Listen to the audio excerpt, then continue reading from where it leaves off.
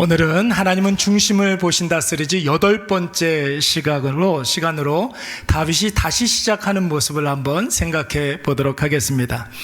여러분, 가끔 가다가 사람들이 재미삼아 이런 질문을 합니다. 다시 한번 인생을 돌이킬 수 있으면 몇 살 때로 돌아가고 싶습니까? 이런 질문을 종종 할 때가 있습니다. 한번 물어볼까요?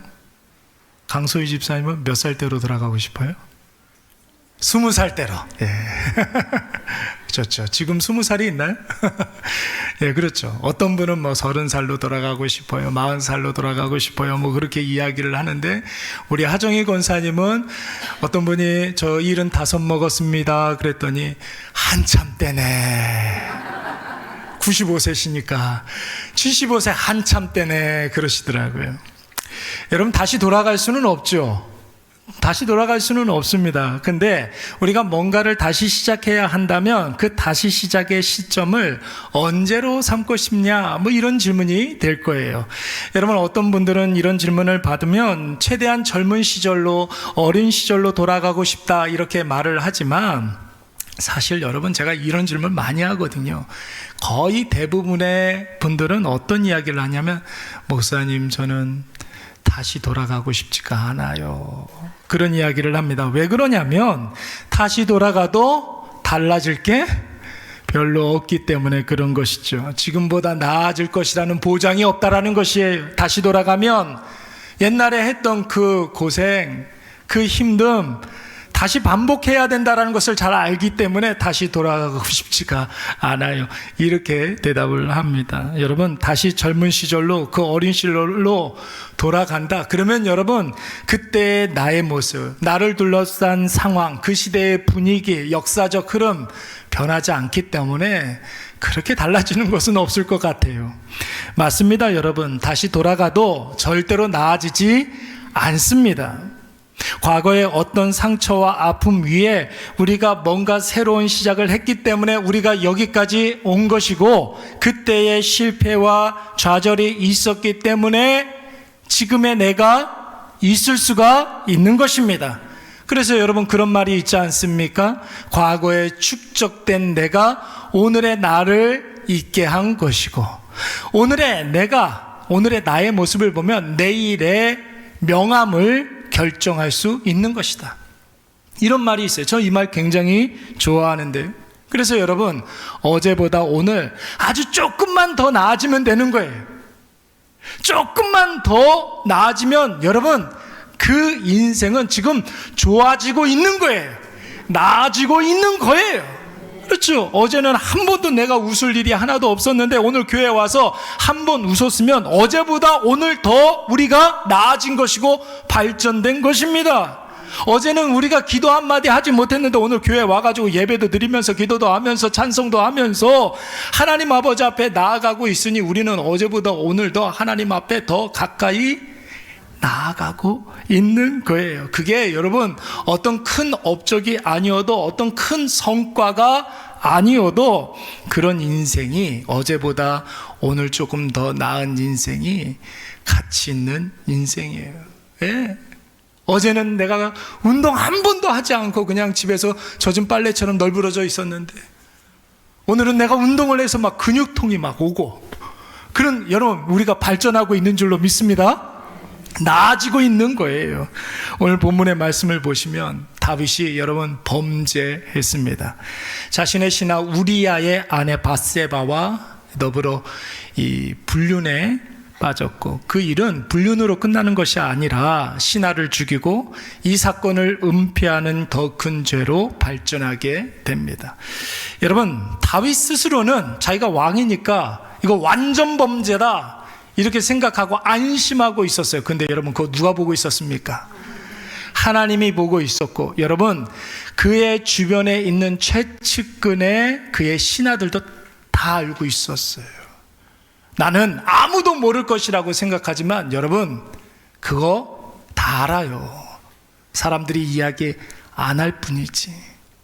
그래서 여러분, 시간이 얼마 지나지 않아서 하나님이 나단 선지자를 보내주셔서 다윗을 책망하지 않습니까? 하나님이 다 보고 있었다라는 것을 지금 나단 선지자를 통해서 다윗에게 알려줍니다. 우리 13절과 14절 말씀 다 같이 한번 읽어보도록 하겠습니다. 시작. 다윗이 나단에게 이르되 내가 여호와께 죄를 범하였노라 하매 나단이 다윗에게 말하되 여호와께서도 당신의 죄를 사하셨나니 당신이 죽지 아니하려니와 이 일로 말미암아 여호와의 원수가 크게 비방할 거리를 얻게 하였으니 당신이 낳은 아이가 반드시 죽이리이다 하고 하나님이 다윗이 지은 죄를 알고 있었습니다. 그리고 그 죄에 대한 결과를 분명하게 밝혀주셨어요. 여러분, 죄의 삭은 뭡니까? 사망이죠. 죄의 삭은 사망이에요. 죄를 지었기 때문에 죽음이 오는데 여기서부터가 중요하죠. 다윗이 죄를 지었기 때문에 죽음이 오는데 죄의 삭은 사망이니까. 근데 죄를 지은 다윗이 죽는 것이 아니라 불륜의 결과로 태어난 다윗과 밧세바 사이에서 출산한 아이가 죽는다는 거예요. 여러분, 이거 누구의 결정입니까? 하나님의 결정이. 다윗 입장에서 보면 우리도 그럴 거 아닙니까? 아니, 죄는 내가 지었는데 왜 죄 없는 아이가 죽어야 합니까? 여러분, 우리 이렇게 항의할 수가 있습니다. 하나님이 너무 가혹한 것 같지 않습니까? 그런데 그것은 다윗이 항의할 수 없는 것입니다. 죄는 누가 지었어요? 죄 지은 자가 항의를 해요? 결정은 누가 합니까?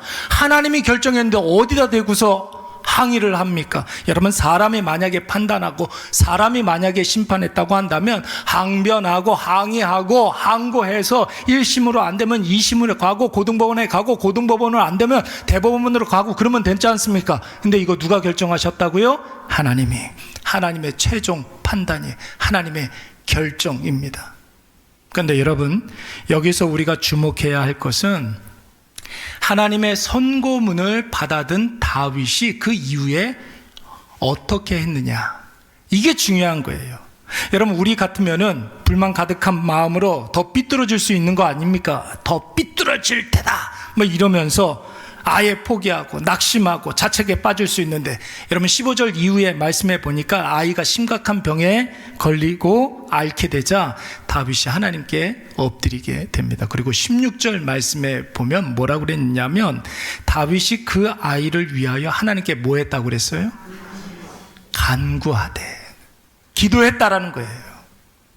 죄 범하고 하나님의 선고가 내려졌는데 다 끝났는데, 그런데 다윗이 엎드려 하나님 앞에 기도하기 시작합니다. 하나님께 매달리기 시작합니다. 그냥 기도한 게 아니에요. 뭐 하면서 기도했대요? 금식하면서 기도했다. 곡기를 끊었다라는 것은 뭘 내놓고 기도하는 겁니까? 자기의 생명을 내놓고 기도하고 있는 거예요. 그런데 여러분, 밤새도록 기도했대요. 금식만 한 게 아니라 밤새도록 기도했다라는 것이에요. 자기의 생명을 내놓고 하나님 앞에 납작 엎드려 기도하고 있는 거예요. 사랑하는 여러분, 우리가 다윗의 범죄에 대한 설교를 굉장히 많이 들었잖아요. 다윗이 밧세바를 범한 사건, 여러분 모르는 사람이 누가 있습니까? 근데 여러분, 이 이야기의 핵심은 다윗이 어떤 범죄를 범했느냐, 왜 이 죄를 범했느냐, 이 죄가 어떻게 확장되느냐, 이 죄가 어떻게 은폐하고 순교를 했느냐, 이게 중요한 게 아니에요. 여러분, 이 이야기의 중심은 뭐냐면, 핵심은 무엇이냐면 다윗이 죄 짓고 하나님 앞에 엎드렸다는 것이에요.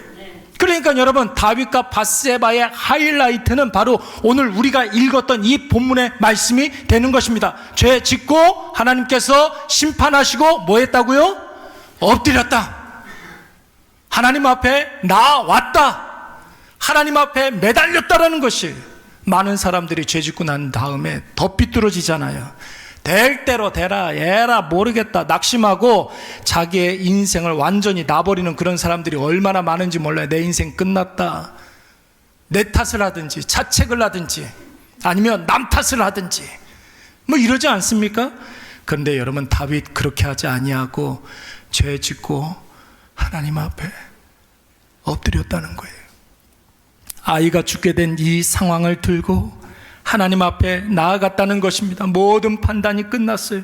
마지막 선고까지 내려졌는데 다윗이 처벌만 받으면 되는 것인데, 그럼에도 불구하고 다윗은 오늘 하나님 앞에 나아간 줄로 믿습니다. 여기에 여러분 다윗의 위대함이 있는 것이고 다윗의 인생이 가치 있고 의미가 있는 거예요. 여러분 누구나 다 죄를 범하지 않습니까? 누구나 다 실수하지 않습니까?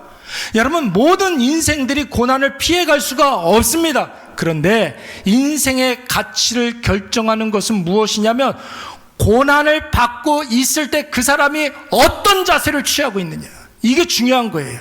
범죄한 이후에 그 사람의 태도, 자세, 여러분 그것이 어떠하냐, 이것이 중요한 거예요. 모든 사람들이 다 죄를 짓잖아요. 죄 짓고 그 사람 어떻게 하느냐, 힘들고 어렵고 고난 가운데 있는데, 환난 가운데 있을 때 그 사람의 태도, 그 사람의 표정, 그 사람이 어디에 많이 가 있는지, 그 사람이 무엇을 많이 하는지, 여러분 이것이 바로 인생의 가치를 결정하는 것입니다. 엊그저께 여러분 광복절이었어요. 일본 제국주의가 무력으로 우리나라를 강점하고 있었던 시기 몇 년이었습니까? 일제 몇 년이래요? 그거 모르는 사람 있습니까? 몇 년이래요? 죄송하지만 권사님 몇 년도에 36년도에 태어나셨어요?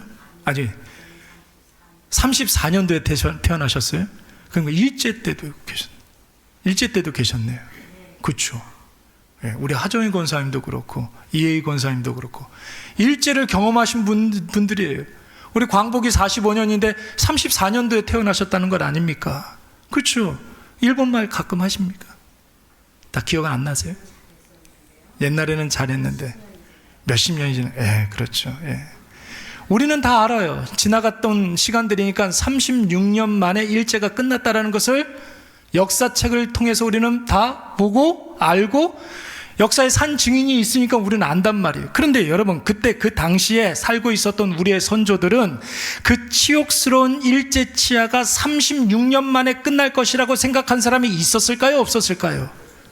없었을 거예요 아마요. 여러분 그때 우리나라가 큰 대국이라고 생각하는 청나라도 일본에 완전히 그냥 깨져버리는, 일본이 그렇게 강력했어요. 러시아와의 전쟁에서도 여러분 일본이 그냥 다, 미국도 함부로 할 수 없는 엄청난 군사력을 가지고 있었습니다. 여러분 우리나라는 지금도 없는데 그때 당시에 일본은 항공모함이 몇 대가 있었다는 걸 아닙니까? 여러분 이런 상황이었기 때문에 누가 여러분 일본이 망할 것이라고 생각한 사람이 별로 없었을 거라고요. 그런데 여러분 우리 선조들은 어떤 분들입니까? 계란으로 바위를 치잖아요. 계란으로 바위를 쳐버리잖아요. 끊임없이 저항하고 독립을 외치고 끝까지 싸우지 않습니까?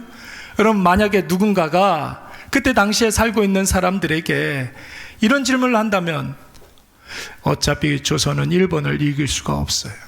왜 질 수 없는 싸움에 목숨을 거는 것이요? 이렇게 질문을 한다면, 제가 굉장히 좋아하는 드라마 미스터 선샤인에 나왔던 대사입니다. 저하고 비슷하게 생긴 사람이 이 대사를 합니다. 어차피 조선은 일본을 이길 수가 없어. 왜 질 싸움에 목숨을 건단 말이오? 나와 같이 미리견으로 갑시다. 누군지는 얘기 안 하겠어요. 여러분 그때 우리는 어떻게 대답을 해야 되겠습니까? 저항하지 않으면 우리가 원한 일이 됩니다. 우리가 싸우지 않으면 나라를 빼앗긴 것이 아니라 갖다 바친 것이 됩니다. 여러분 그것은 엄청난 차이 아닙니까? 후손들이 얼마나 부끄럽고 얼마나 저주스러운 인생을 살아가겠습니까? 일제치하에서 우리 선조들이 끊임없이 싸우고 저항하고 도전했기 때문에 해방의 빛을 우리가 다시 찾은 줄로 믿습니다. 그때 여러분 우리의 선조들이 저항하고 싸우지 않았으면 제 이름은 아마 고 나카무라가 되었을 거예요. 니시무라도 있고 아야코도 있고 무슨 꼬꼬 하는 그런 일본 이름이 될지도 모르는 거죠. 지금 우리가 누리고 있는 모든 것들은 그때 끊임없이 계란으로 바위를 쳤던 그 선조들의 저항이 있었기 때문에 우리의 누리고 있는 모든 것들이 같이 있어지는 줄로 믿습니다. 여러분 하나님은 결정론자가 아니에요. 흔히 어떤 분들이 예정론 하면 하나님께서 우리가 살아가야 되는 미래를 다 정해놓으셨다 이렇게 생각하는 분들이 있는데, 여러분 예정론은 그게 아닙니다. 하나님께서 우리를 선택하셔서 구원하시기로 작정된 자는 다 구원하신다는 그런 의미이지, 우리가 앞으로 살아가야 되는 그런 날들을 다 정해놓으셨다 이런 뜻이 아니에요. 하나님은 여러분 인격적인 분이시라고 하지 않습니까? 하나님이 인격이 있다라는 말은 우리의 사정을 봐주신다, 봐주시지 않는다. 봐주지 않으면 여러분 우리가 기도할 필요가 없잖아요.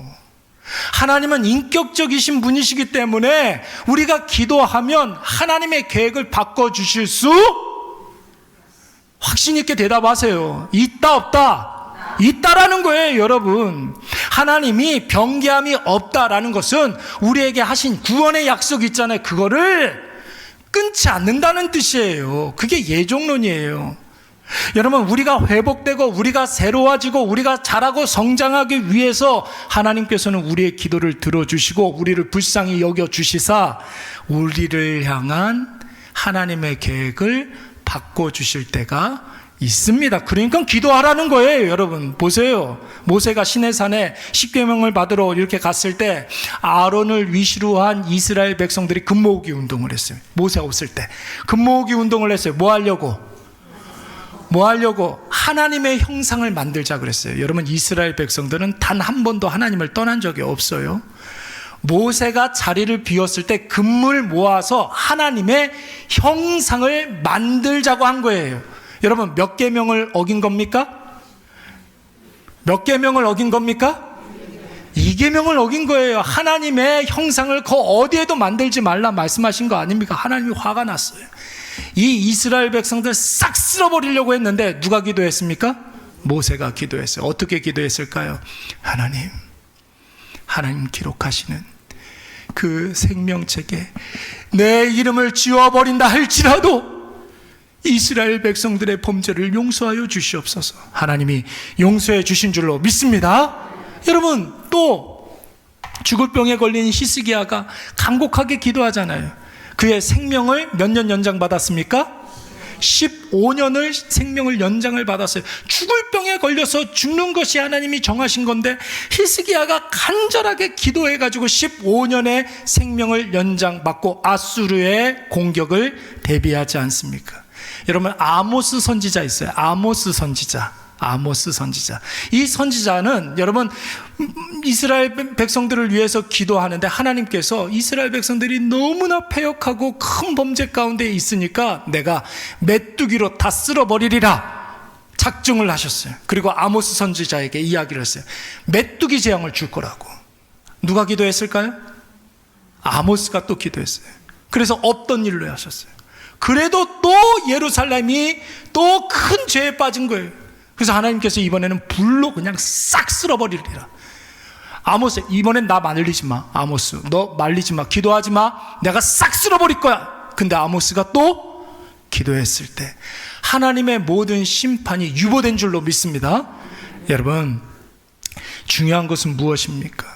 고난이 왔을 때 내가 잘못 생각해서 어떤 심각한 죄에 범했을 때 내가 감당할 수 없어도 내가 감당할 수 있어도 여러분 하나님 앞에 나아가 하나님 앞에 바짝 엎드려서 하나님 나를 불쌍히 여겨 주시옵소서, 하나님 나에게 은혜를 베풀어 주시옵소서 기도하시기 바랍니다. 절박하면 절박할수록 여러분 다른 기도가 필요가 없어요. 하나님 나를 불쌍히 여겨 주시옵소서 100번 하세요. 하나님 나에게 은혜를 베풀어 주시옵소서 여러분 100번 하세요. 다른 기도 필요 없어요. 제가 직접 체험하지 않았습니까? 아내가 죽어가는데 그 얼굴 붙잡고 하나님 살려주세요, 하나님 살려주세요 100번 했어요. 100번, 200번 했어요. 300번 했어요. 기적이 일어나는 줄로 믿습니다. 하세요. 하면은 보여요. 하면 보인다고요. 간절히 기도하고 절박한 마음으로 하나님께 매달리면 거기에서부터 새로운 회복이 시작되는 줄로 믿습니다. 우리가 너무나 잘 아는 말씀 예레미야서 33장 3절 말씀에 뭐라고 그랬습니까? 다 같이 시작. 너는 내게 부르짖으라. 네가 알지 못하는 크고 은밀한 일을 내게 보이리라. 할렐루야. 여러분, 우리가 부르짖고 하나님께 구하면 하나님께서 그 전에 알지 못했던 모든 것들을 보여주신다고 그랬대요. 여러분 진짜 그래요. 여러분 진짜 그래요. 기도하면 하나님이 보여주세요. 일부 예배 때는 제가 이야기 안 했는데 제가 최근에 좀 고민하고 있는 바가 좀 몇 가지가 있었어요. 어떻게 해야 됩니까, 하나님? 은혜를 베풀어 주세요. 도와주세요. 근데 어느 날 왔어요.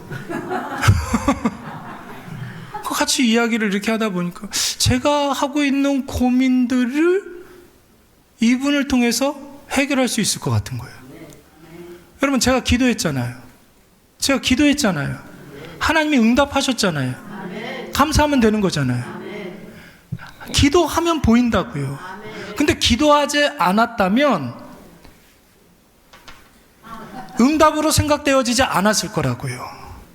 그렇죠? 기도하지 않았더라면 오영희 전도사님이 기도의 응답이라고 여겨지지가 않았을 거라고요. 있든지 말든지 계시든지 말든지 화장실을 가든지 말든지 밥을 먹든지 무슨 상관이 내가. 그렇죠? 기도하니까 응답으로 보이는 거예요. 기도하면 보인다고요.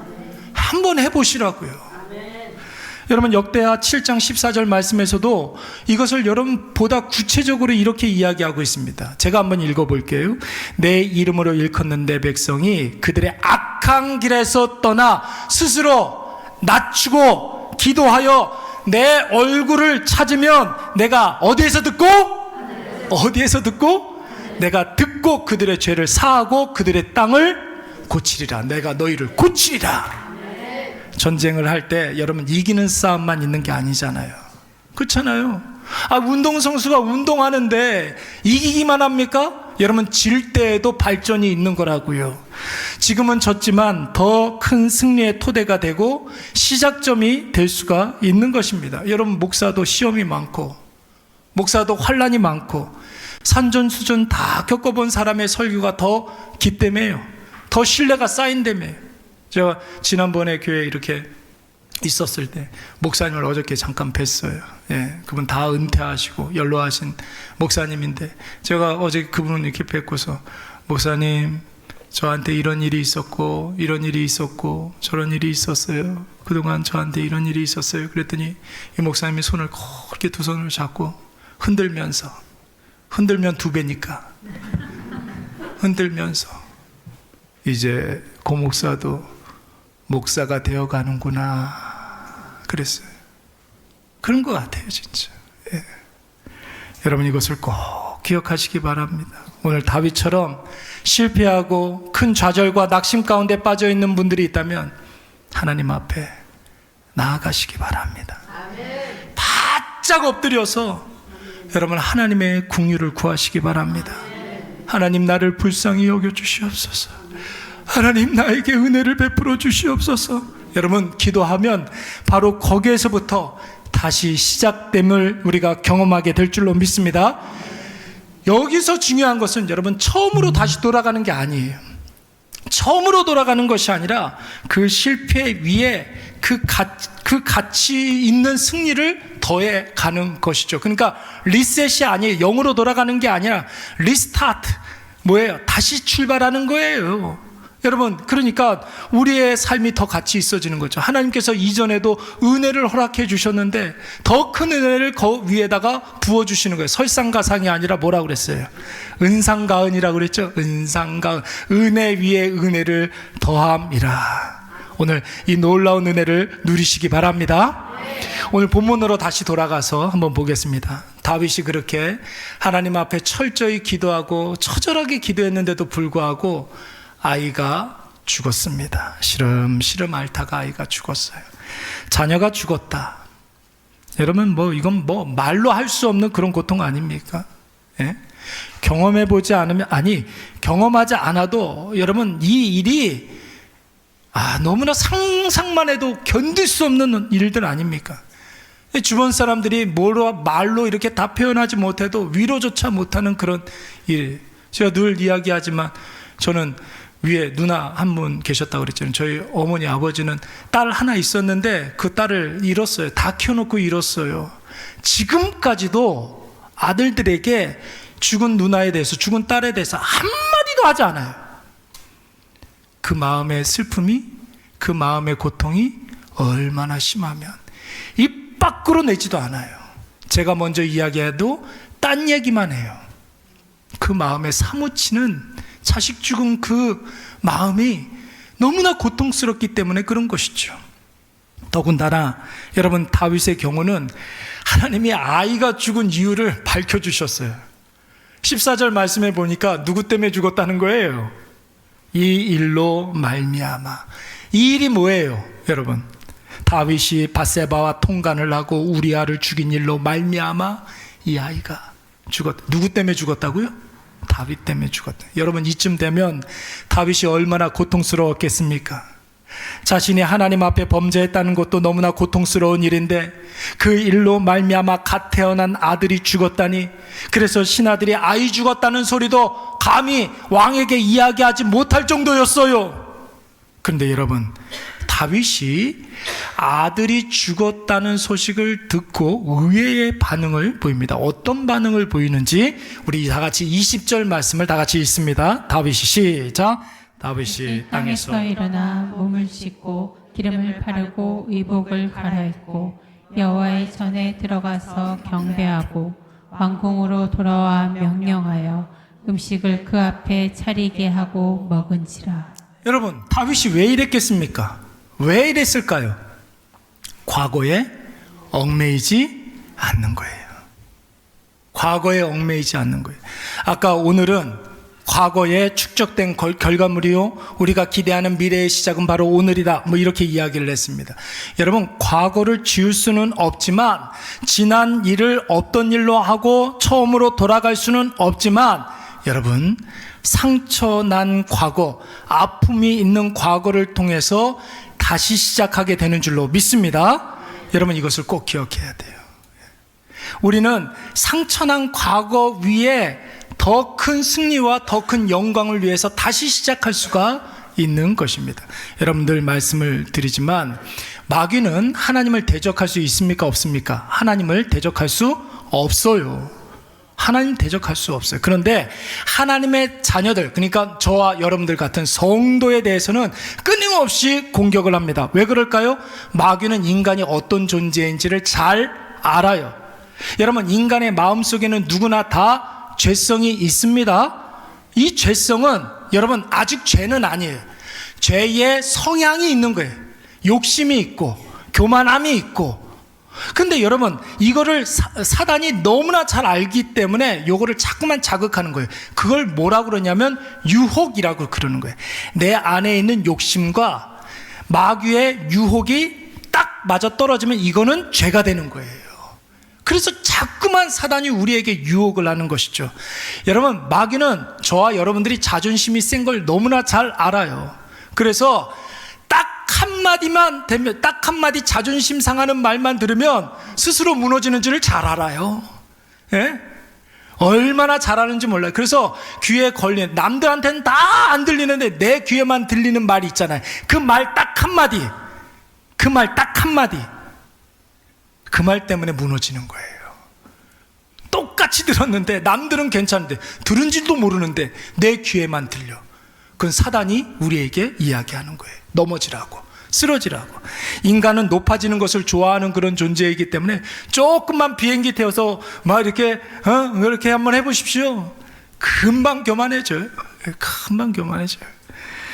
성도가 시험에 들고 넘어지고 하나님과 멀어질 수만 있다면 마귀는 수단과 방법을 가리지 않고 별짓을 다 하면서 공격을 합니다. 특히 오늘날에는 그런 것 좀 있는 것 같아요.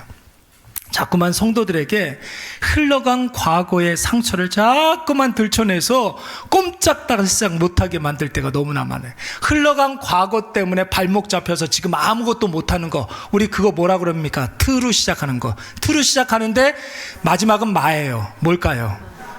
네, 무슨 퀴즈쇼 하는 것 같은데 트라우마라고 그러죠. 여러분, 쓰레기 봉투 이렇게 버릴 때 리본 이렇게 달아가지고 편지 써가지고 버리는 사람 있어요? 그런 사람 있어요, 없어요? 없어요. 여러분, 쓰레기 봉투는 쓰레기 봉투 그냥 버리면 되는 거예요. 그렇잖아요. 호박에 여러분 정성스럽게 줄을 이렇게 그으면 수박이 됩니까? 예? 호박은 여러분 호박 그 자체로 있는 거예요. 거기에 우리가 집착하고 뭔가를 하고 뭔가를 자꾸만 뭔가 하면은 그런다고 변한 것이 없는 거예요. 이미 지나간 일은 그렇게 끝난 것입니다. 여러분 그 일에 집착해서 쓰레기 봉투에 리본을 단다거나 호박에 정성스럽게 뭐 줄을 긋는다든지 죽은 사람 시체에다가 향수 뿌리는 그런 일이 있으면 필요가 없는 거잖아요. 신앙은 하나님이 나에게 주신 일을 그대로 받아들이는 거예요. 하나님 나에게 주신 거, 성경을 하나님의 말씀으로 받아들이는 거, 이게 신앙이에요. 두 번째가 중요한데, 하나님께서 나에게 주신 이 상황들, 하나님이 주신 상황이라고 받아들이는 게 신앙이에요. 아들이 죽기 전에는 살려달라고 기도해야죠. 기도 많이 해야죠. 그런데 아들이 죽었다면 이제는 받아들여야 되는 거예요. 심정적으로야 아파하는 것 이해가 되고 힘든 것 가슴 아프지만 여러분 과거에 사로잡혀서 자책에 빠진다든지 심각한 우울에 빠져서 아무것도 못한다든지 불평과 원망에 빠져서 더 삐뚤어진다든지 될 대로 되라는 식으로 살면 여러분 과거 때문에 내일이 없는 인생을 살게 되는 것입니다. 여러분 그림 그릴 때 한참 그리다가 잘못 그렸어요. 그림은 여러분 도화지 이렇게 꾸가지고 버리고 새 도화지 가지고 다시 그리면 되잖아요. 인생은 그게 아니에요, 여러분. 처음부터 다시 시작하는 것이 아닙니다. 리셋이 아니라고 그랬어요. 만약에 리셋이 가능하다면 우리 다 엄마 뱃속으로 다시 들어가야 되는 거예요. 씻을 수 없는 죄를 범해서 나 자신이 쓰레기 같아 보이지만 회복시켜 주시는 하나님의 은혜와 사랑으로 말미암아 다시 시작하고 더 큰 영광으로 나아가야 될 줄로 믿습니다. 여러분 상처 위에 굳은 살이 배기는 거잖아요. 실패 위에 용서와 긍휼이 더해지고 좌절과 절망 위에 소망과 영광이 더해지는 줄로 믿습니다. 야구 좋아하시는 분들, 남자분들 가장 재밌는 스코어가 얼마래요? 케네디 스코어 뭐래요? 잘 몰라요? 8대 7. 케네디가 야구 구경하다가 제일 재밌는 스코어가 8대 7이라고 그래서 케네디 스코어 8대 7이라는 거예요. 예. 축구 좋아하시는 분들 한번 여쭤보겠습니다. 4대 3 경기가 재밌어요? 4대 빵 경기가 재밌어요? 4대 3 경기가 훨씬 더 재밌는 거예요. 시간 가는 줄 모르죠. 다윗을 보세요, 여러분. 아이 죽었다는 소식을 듣고 자책에 빠지지 아니하고 여러분 누구를 불렀습니까? 밧세바를 불러서 남 탓하지 않고 나단 벌하지 아니하고 자신의 자리로 돌아가잖아요. 자기의 자리로 일상으로 돌아가는 거예요. 목욕하고 머리 정돈하고 이발하고 옷 매무새를 단정히 하고 하나님 앞에 자기 자신을 세워놓아서 하나님께 경배하고 음식을 먹고 기력을 회복한 이후에 여기서부터가 중요해요. 자기가 해야 할 일을 하잖아요. 24절 말씀에 보니까 누구를 불렀습니까? 누구를 불렀어요? 밧세바를 불렀어요. 자기도 힘들지만 자기도 고통스럽지만 다윗보다 더 고통스러운 사람이 누구였을까요? 밧세바죠. 아이를 잃은 어미의 마음을 여러분 누가 헤아려 줄 수 있겠습니까? 그래서 다윗이 기력을 회복한 후에 누구를 불렀다고요? 밧세바를 부르는 거예요. 그를 불러서 위로하지 않습니까? 밧세바에게 있어서 여러분 최고의 위로가 뭐예요? 밧세바에게 최고의 회복. 여러분 아이를 잃은 어미가 그래도 살아내는 그 이유가 무엇입니까? 다른 산 아들이 있기 때문에 살아있는 자녀들이 있기 때문에 살아내잖아요. 그래서 하나님께서 이 밧세바에게 새로운 아들을 주시는 줄로 믿습니다. 여러분 이 밧세바를 통해서 또 다른 아들이 이 세상에 왔으니 여러분 그 사람의 이름이 무엇입니까? 여디디야 이렇게 이야기하고 있습니다. 여디디야 뜻이 뭐예요? 25절 말씀에 보니까 여호와께서 사랑하시는 사람이라는 뜻이 있는 거예요. 아들의 이름, 자녀의 이름은 이때 당시에는 누가 짓습니까? 아버지가 짓잖아요. 아마 다윗은 이 여디디아를 낳고 난 다음에 하나님의 사랑을 많이 받고 하나님의 긍휼하심을 받았다라는 그것을 고백하기 위해서 이 아들에게 여디디아라는 이름을 지어 붙인 것 같아요. 그리고 이 아들이 앞으로 하나님의 사랑 가운데 살 수 있도록 아들의 이름을 여디디아라고 지은 것입니다. 자, 여러분 이 여디디아가 누구입니까? 여디디아가 누구예요? 이스라엘 왕국의 최전성기를 이끌었던 누구? 솔로몬이 되는 거예요. 근데 여러분, 성경 참 재밌어요. 성경 너무 재밌는 게 뭐냐면 마태복음, 신약 마태복음 1장 1절 이후부터 보면 누구의 족보가 나와요? 예수님의 족보가 나오잖아요. 아브라함은 이삭을 낳고, 이삭은 야곱을 낳고, 야곱은 뭐 누구를 낳고, 누구를 낳고, 누구를 낳고, 다 그렇게 간단 말이죠. 42대 이렇게 쭉 나오는데, 여러분, 다윗이 솔로몬을 낳았다고 했을 때는 이상한 수식어 하나가 있습니다. 뭐라고 그랬습니까? 다윗이 우리아의 아내에게서 솔로몬을 낳고, 이렇게 이야기해. 여러분, 다윗이 솔로몬을 낳고 이렇게 넘어가면은 누가 뭐라고 그럴 사람 있어요, 없어요? 굳이 구태여 우리아의 아내에게서 솔로몬을 낳고, 이 말을 꼭 굳이 넣어서 다윗 스타일 구기게 만들 이유가 있습니까, 없습니까? 없잖아요. 다윗의 범죄 사실을 예수님 족보에 넣을 이유가 없잖아요. 근데 성경은 분명하게 명기하고 있어요. 과거의 상처를 그대로 안고 가는 거예요. 과거에 사로잡히지 아니하고, 과거의 상처를 트라우마로 여기지 아니하고, 과거를 자양분 삼아서, 상처를 디딤돌 삼아서 하나님의 은혜와 사랑을 더해서, 하나님의 은혜를 받은 사람, 사랑을 받은 사람, 여디디아라고 그랬잖아요. 더 큰 소망과 영광으로 나아갔던 것입니다. 사랑하는 여러분, 살다 보면 불행이 올 수가 있죠. 안 좋은 일이 있을 수가 있죠. 죄를 범할 수도 있고 상처를 받을 수도 있습니다. 근데 여러분, 먼저는 이것을 인정하고 받아들이는 것이 중요해요. 그리고 여러분, 우린 대안이 있잖아요. 그거 받고 하나님께 나아가서 여러분 은혜를 구하시기 바랍니다. 하나님, 나를 불쌍히 여겨 주시옵소서 기도하시기 바랍니다. 달라진다니까요. 달라져요, 여러분. 한 번 더 말씀드리겠지만, 아내가 이렇게 딱 쓰러져 있는데 제가 제일 먼저 들었던 생각이 뭐였느냐면, 이번엔 내 차례구나. 목회를 하면서 뜻하지 않은 여러 가지 어려움 당하는 성도들을 많이 봤어요. 아내가 딱 쓰러져 있는데 제 마음속에 제일 먼저 들었던 생각이, 이제는 내 차례구나. 다음 차례가 될 수도 있는 거 아닙니까? 그때 기도했다고요. 기도하니까 살려주시더라고요. 멀쩡히 걸어서 병원을 퇴원을 하더라고요. 여러분, 꼭 기억하시기 바랍니다. 새 힘을 달라고 기도하시고, 나를 불쌍히 여겨주시사 은혜를 부어달라고 기도하시기 바랍니다. 그리고 난 이후에 과거에 연연해하지 마시고, 지나간 일에 대한 그 상처에 사로잡혀 살지 마시고, 일상의 삶을 좀 사세요. 여러분, 일상의 삶을 살아야죠. 여러분, 젖은 낙엽처럼 축 늘어져 있지 마시고, 벌떡 일어나세요. 좀 일어나세요. 암막 커튼 다 뜯어버리시고 창문 활짝 열어서 새로운 공기를 확 들이마시세요. 막 다윗처럼 샤워 좀 하세요. 샤워 좀 하세요. 예?